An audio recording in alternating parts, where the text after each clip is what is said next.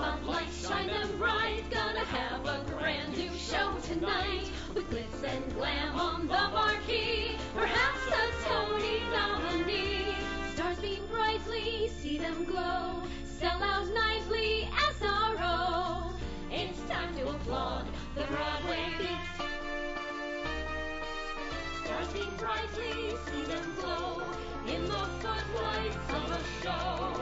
Life is sweet on the world's most famous street. Tickets, please. Take a seat Cue the band. and have your feet to the rhythm of the Broadway beat. The Broadway beat. Broadway beat. Hello, I'm Richard Ridge, and welcome to Broadway Beat, our behind-the-scenes look at the very best of what the New York theater has to offer. This week we dropped by B.B. King's, where they once again played host to the Broadway Bears auction, as in teddy bears. This yearly event is a benefit for Broadway Cares Equity Fights AIDS. But we start things off at the opening night celebration of director Sam Buntrock's glorious new production of Stephen Sondheim and James Lapine's Pulitzer Prize-winning musical Sunday in the Park with George, which is being presented by Roundabout Theater Company at Studio 54.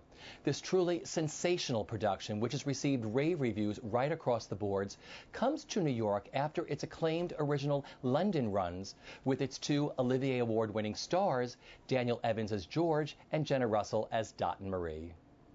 The George Seurat painting, A Sunday Afternoon on the Island of La Grande Jatte, is the inspiration for this compelling musical fantasy which celebrates the art of creation and the creation of art. The first half of Sunday in the Park with George, set in 1884, sees the painting and its rich comic tapestry come to life in a world where, for George, art comes before love and before everything. In the second half, set in the 1980s New York, we see the great-grandson of George and his search for inspiration amongst the unfolding world of contemporary art. But most of all, I love your painting.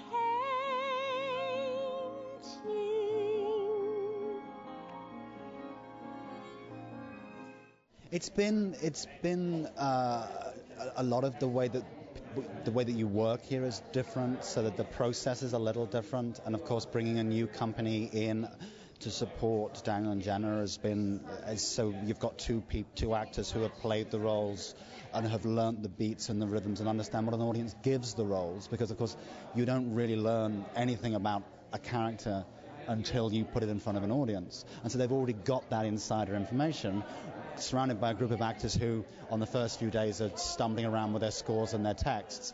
That's been a really interesting and a challenge to find the balance and to give everyone their due process, and so that they can find the characters. And then you tech here for such a long period of time. We don't at home. So the first few days of tech, I'm going, why aren't we this far? And then realizing, because we've got 9 more days rather than just 2. And then again with previews, why haven't we fixed this? Why can't we fix? Well, we've got 4 weeks rather than just 8 days. So a lot of that has been turning the muscle memory off, just letting the new system take hold. And the Roundabout have been just extraordinary. So supportive every inch of the way. They've just been there when I've needed them, and they've the advice and the care. It's like working with a family. It really, really is. It's an extraordinary organization. You channel Yvonne. Talk about working with Sam on her and when she came together for you, and talk about the essence of her. It was a very difficult journey, I must say, because I felt that the two, Jenna and Daniel, were playing the piece in a very realistic, very, truthful way. And at the same time, we have characters that sort of represent an idea. When we first come out, it's almost like a Brechtian, study about envy. And then slowly have to really dissolve into a real living, beating, hearted person. And I kept looking at all the themes in the piece, and no one's quite with whom they would like to be with, Everyone's sort of a little bit yearning for something else, or not being seen. And I think the idea for Yvonne, that she's someone that isn't quite seen, no one wants to paint her, was the thing that I kind of hung on to. It has no presence, No passion. no life. It's neither pastoral nor lyrical. You don't suppose that it's satirical. Just density without intensity. No life. You know, it's really thrilling. I said to you when we talked before we even did tech, that it was an exhilarating experience to be a part of it. But once it's all come together with the technology, and once the scale of the performances has sort of become apparent, it's really probably the most exciting thing I've ever been a part of. And, you know, it's not like I'm carrying the show by any means, but I love it. It's been a little scary for me, too, because, you know, the music is so pointillist, and coming on the right note at the right time is it's a little alarming sometimes. You know, I was saying the same thing to Jessica. The character development are so wonderful, and they're so different from what you all play in the first act and the second act. But, I mean, what was the whole rehearsal process like for you? Well, the rehearsal process in terms of developing the character was sort of, you know, pretty standard, I would say. The rehearsal process in terms of working the music and the rehearsal process in terms of figuring out the technology was complex. The sequence in the second act where you have all the Georges up and everybody's, you know, running around talking to different Georges took us weeks to get right. Yeah, weeks to get right. And of course the precision of the music took a long time to get right too. But it's a wonderful experience. Well, this is one of those shows you wait and hope to be able to do, and to have it finally come true is a dream, and I think I have the best part. But you played two women. Talk about the two women that you played. Yes, I played George's mother, and I'm a kind of a feisty gal with a lot of secrets. And then I played Blair Daniels, who is the art critic, and sort of on the George 3 generations removed on his case, to get him to shape up. Let's talk about working with this great cast and what the best part of this experience has been. There's always nothing better than working with people who are more talented than you. I mean, it's such an inspiration. And every single person in this cast, when they say there's no such thing as a small part, this show is a perfect example of it in this cast. Let's talk about that beautiful number that you do in the first act. Oh, isn't that I think it's one of the most beautiful songs that Stephen's written, and I just hope I can do it. It's worth, because it's beautiful.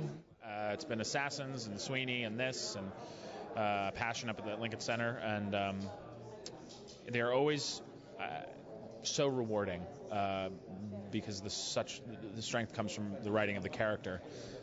It's just always such a thrill and a gift. Talk about the roles you play. I play the boatman in the first act and Dennis in the second act.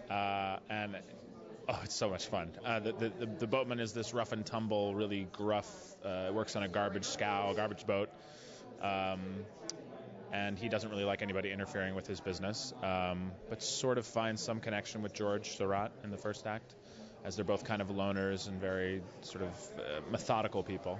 And in the second act, Dennis is George's, modern George's, I guess you could say, George II's technical assistant, and helps him with the chromaloom, and they have a really sort of interesting, volatile friendship. And when everybody end up sort of turning their back on George, and George has sort of pushed everybody out of his life, you know, Dennis is sort of the last one to be like, I believe that you can do great things. And I hope you do, but I can't be a part of it because you make me crazy. So that sort of mean guy to nice guy, to simply put it, is really nice to play both ends of the spectrum. It's really nice. They actually overlapped by 3 weeks, so I was doing 15 shows a week of The Grinch and rehearsing Sunday in the Park. It was just fantastic. Well, tell me what this experience has been like doing this show. It's been a cry fest from the first day. I mean, I met Daniel and Jenna on the first day, and they're such fantastic people. I fell madly in love with them the first instant I met them. And then anytime they work, we all start crying. We've been crying through the whole rehearsal process. And they love each other so much, they look into each other's eyes and they start crying. Tonight, they were just beside themselves. A friend of mine was sitting next to Sondheim at the end and said he just was weeping openly at the end. It's just so thrilling. Best part of this experience for you has been what? The enormous emotional load that this show carries, and to be working side by side with Sondheim, talking about what it is to make art. The topic of the show is art, and here is one of the greatest artists, not only of our time, but of all time, standing there next to us, talking to us about it. It's just been incredibly thrilling. And the two fun roles you get to play? Well, one is from North Carolina, and the other one's from Texas, which may sound similar to the casual observer, but they're actually very specific. And I'm actually from Oklahoma and Texas, and so it's been a great joy for me to do that. And they're very amusing parts. To do to walk out like you're shot out of a cannon, no one knows who you are. You're an hour into the play, and you have to do that scene. It's fantastic. The French are so placid. I don't think they have much style either. The roles I play Louis in the first act, which is kind of challenging because everybody loves Louis, but nobody wants Dot to be with Louis. So it's a little. But the direction on this has been so warm and gentle towards him to make sure that he's a nice guy and a lovable guy, and I love that. And the second role I try to play the guy that everybody hates because I think that's funny, and it works pretty well. Love it. And the best part of the experience for you has been what? Oh boy, I think it's only beginning, the best part of the experience, but. There's integrity in this show from top to bottom, and that's just a relief to be in a Broadway show that's just thoroughly artistically satisfying from beginning to end, from direction to each moment on stage. It's been thought out and realized and heartfully played, and it's wonderful. And how you're always turning back too late from the grass or the stick or the dog or the light. How the kind of woman willing to wait's not the kind that you want to find waiting to return you to the night. Dizzy from the height, coming from the hat. It's been a real honor. We started the show in a concrete warehouse in South London 2.5 years ago, rehearsals. And to think that now we've brought, I always say this, but I really feel it. We brought the show home, and it's the first Broadway revival, and I feel very, very privileged to be part of it and to be playing George in it. I'm sort of pinching myself, really. And talk about this American company. Sam has blended the best of the two of you in with this company, and watching just the characterization of how everyone gets so involved with their characters. What's it been like for you? Well, we both have difficult jobs because in the first half they have to do our accent, and then in the second half we have to do their accent, your accent. So we've been giving each other tips. But I have to say this: they're an amazing group of people, an amazing group of actors, not just people. We've laughed so much, we've cried, we've had games nights, we've done a lot. But I have to say, one of the things I really love about them is they all bring their own originality to their parts. And, because we did this obviously with the London cast, and so it's lovely now to see how new people bring new things and new energy, and they give us new impetus and new... they make us think of new things and different things, and that's nice, especially when you want to keep something alive and fresh, and when you're rediscovering something. Let's talk about the rediscovery, because you did it twice in London and now here. Yeah, it's been really an amazing time, because we as you said, we've done it twice before, and I really wasn't sure how it was going to be, rehearsing again, having a full rehearsal period again. But it's been wonderful. In fact, I'd like to do it again now on other parts that I've played before. I'm sort of thinking maybe I should explore them again.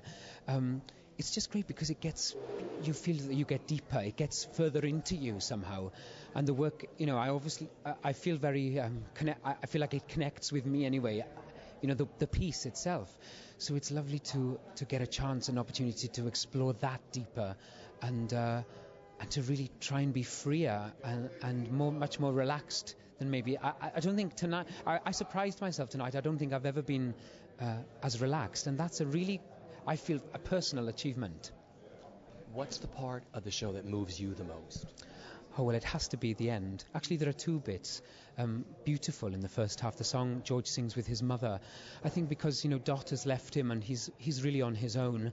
And it's interesting then that the next person we see him with is his mother. And they sing this song where they're really not connecting. And I think they're both desperate to connect, and they both have so much in common. But and yet are looking at the same view, but seeing completely different things. And then, of course, the end of the show where, George, Act 2 George has this amazing epiphany, a moment of epiphany and a moment of catharsis where he sees his fictional great-grandmother come back to talk to him and to advise him on what he should do with his life. And that's... I always get sad because I think, imagine being able to do that. Imagine being able to talk to people that have gone and to have them come back to your life for a moment and advise you. It's a great idea. We always belong together. We will always belong together. Just keep moving on. Bliss. It's bliss. Every night is bliss. I stand there in the wings and I always go, worst things are staring at the water as you're posing for a picture. I do those little things, and then I wait for the doors to open and I'm going, come on Dan, come and get me. And I love it. I love the show. I mean, you can't complain, can you? I mean, there's not one wrong note or word in it. It's perfect. It's a beautiful piece of writing and extraordinary to play. What was tonight like? What was tonight? I mean, they were all there. Sondheim, I heard, they said was crying at the end of the show. Oh, really? Was he? Oh, that's nice. Oh, I don't know. I haven't seen anyone yet. I've seen my mum and I've seen Ray. I haven't, Daniel said he was so relaxed tonight. Yeah. What were you like tonight? I was the complete opposite. Actually, that was not true, because we had to wait so long for the curtain to go up. So I'd be all relaxed, standing there, relaxed. Then I go, thinking about, that we're here doing it. And then I get horribly nervous. But it came in waves. After the first number, because I find that number quite scary to do when you're nervous. After that was out of the way, I loved it. And just talk about working with this American cast. The two of you have blended so beautifully, and they so beautifully with you. What was the rehearsal process like, and what was the first few weeks of previews like? Oh, great. I mean, I was just blown away by how fast they are. I mean, really, weird, there's something wrong with them. They would have the music, and we'd all think, oh, this is going to take forever to do. First time off. Oh, you mean the flat, the natural, I don't know about Dan, but I don't read music, and most people I know in musical theatre don't read music. So in England, I was completely blown away by the professionalism and the fun. We've had such fun. There's a brilliant bunch of people, and I've met some people that I know are going to be friends for the rest of my life. They're wonderful, wonderful people. Talk about these two roles, because they're so different. They're so wonderfully written, and you play them so beautifully. Talk about these two women. Well, you have Dot, who is George's muse, and she's an impatient, fiery, kind of lot of the child in her. Just, she's wonderful. Speaks her mind, and has this difficult love kind of tangly relationship with George, and eventually realizes that she has to, take the not the best option, but the best option in terms of her future and her child's future, which breaks her heart, but she has to do it. I think she does the right thing. And then you have Marie, who is a piece of work. She's fabulous. I get very sad when I think about not playing Marie again. I love her, 98-year-old woman who just knows what she knows and has truth to pass on, and feels very sad for George and sees him blocked and throwing his life away. This woman at the end of her life going, trying to give him some simple truths that he'll take with him throughout life. And I think he does. I think she gets that through to him. But she's an extraordinary character. Children and Art, I mean, it's an amazing piece of writing. I think the older you get, the more you kind of realise what an extraordinary piece of writing that is. The simplicity and the honesty in that lyric and the tune is, it's amazing, I think. Well, there are worse things than sweating by a river on a Sunday. There are worse things than sweating by a river. When you're sweating in a picture that was painted by a genius. And you know that you're immortal. And you'll always be remembered, even if they never see you. And you're listening to drivel. And you're part of your companion. And your glasses happen slowly. And your balls beyond endurance. And the baby has no nappies. And your slug triangle. And you are out of all proportion. And I hate these people. Forget a breeze up here. And she's up here forever. You cannot run amok up here. You're stuck up here in this fort. Perspectives don't make sense up here. It's tense up here forever. The outward show of bliss up here is disappearing dot by dot. And it's hot.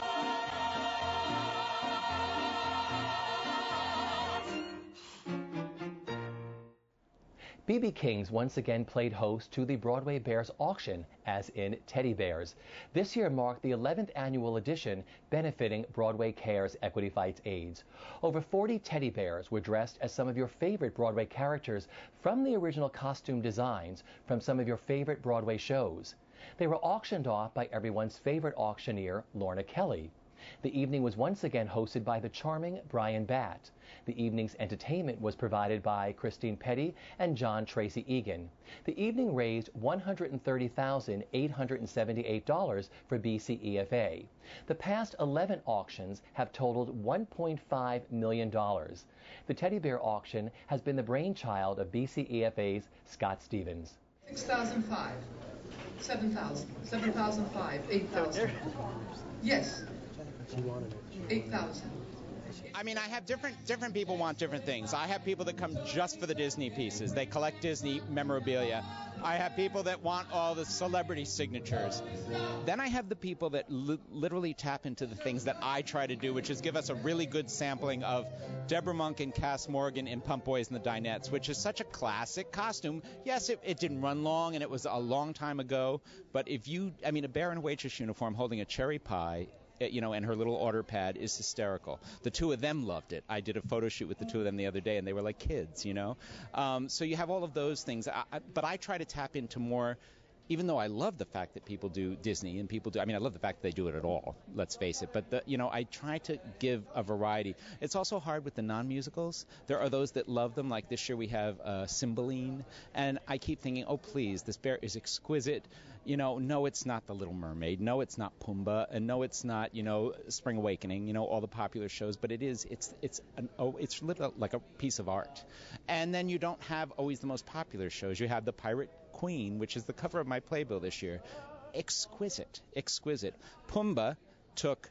If Disney were paying for Pumbaa, it's a $20,000 job. That's what they would pay the artists who built the original Pumbaa, did this bear. They spent over 200 hours doing Pumbaa for free as a donation to Broadway Cares. It's phenomenal. It's just the designers. I can't do it without them, clearly, because I can't put a button on my shirt. You know what I'm saying? But it's just they're the most phenomenal, giving group of people. I mean, we have everybody at Broadway Cares that helps us on all of our events that are very giving. But these people are tireless. There is a girl, Susan Bolt, and I should have never mentioned one person. She did 3 bears for me this year. She did Spring Awakening, she did Bert and Mary Poppins, and she did Celie in the color purple. And I gave her Celie in the color purple, and she doesn't even live here. She's on tour with film. She does film work, costumes on film. And I gave her Celie, maybe in 2 weeks I had Celie in my office. Finished. Shoes, wig, everything. Oprah signed it. We're set to go. Broadway Cares, of course, it came out of we had to do something, and I was just I think I was in my first show, Starlight Express, when it was just starting, and I just remember we didn't know no one knew. Everyone came together, and it's grown and grown and grown and raised so much money. In fact, I'm on the board back home in my hometown, New Orleans, Louisiana. I'm on the board of the No AIDS Task Force, and Broadway Cares this year generously gave them a grant of $25,000, which they were astounded by, and it's just that they're able to help so many people. And what I must say about the theater community is we don't run scared from any kind of any kind of disease or any kind of trauma or anything. Like when Hurricane Katrina hit, the first benefit that was home was the Broadway Celebrity Benefit at the Minskoff, not the Minskoff, the Gershwin, and it was the first benefit, and of course it was the theater people that did it, you know. So it's we care. $5,000. At $5,000 now, standing at $5,000. At $5,000 now, standing at $5,000. Now, there are so many bears out there, and there's one from your show, of course, The Little Mermaid. You obviously saw the Ursula bear out there. What'd you think? I loved it. Looks great. I get to have the honor of presenting the Sherry Renee Scott Ursula bear tonight, so very excited. It's beautiful. Tell me what this organization means to Broadway Cares Equity Fights AIDS. I've always been a huge fan of Broadway Cares, all the work they do. I love to get involved in anything. It is an honor for me to be here tonight and to actually have been asked to participate, because I just think it's an amazing organization. And how's life over the Lunfontaine? Talk about 8 times a week over there with this wonderful show. It's great. It's tight, but it's great. We kept thinking when we were out of town, we're like, there was no way we're going to fit in there. Well, we just barely fit in there. So we're very close. It's great.